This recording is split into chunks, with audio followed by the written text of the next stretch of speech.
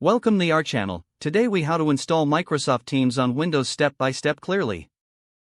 Begin by opening your preferred web browser on your Windows computer. In the address bar, type in www.microsoft.com/and-us/microsoft-teams/download-app. Press enter to navigate to the Microsoft Teams download page. Once the page loads, look for the download section. Click on the Download Teams button. This will start downloading the Microsoft Teams installer file. Wait for the download to complete. Once the download is finished, locate the file in your Downloads folder.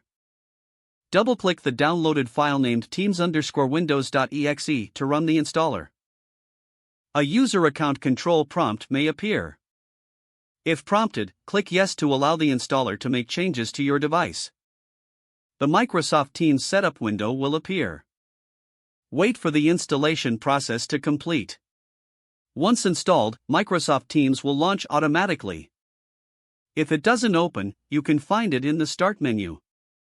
To access Teams later, simply search for Teams in the Start menu and click on the app. Follow the on-screen instructions to sign in with your Microsoft account. If you don't have an account, you can create one during the sign-in process. After signing in, you can customize your settings and start using Microsoft Teams. That concludes the installation process for Microsoft Teams on Windows. If the page does not load, refresh the browser or try again in a private or incognito window. Make sure you are using the correct email address, then retype it carefully to avoid small. If your password is not accepted, use the reset option and create a new strong password you can remember. Check your spam folder for verification or security emails, then complete any requested confirmation steps.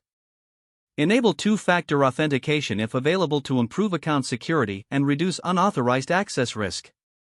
After signing in, review your profile details so your contact information and settings are accurate and current.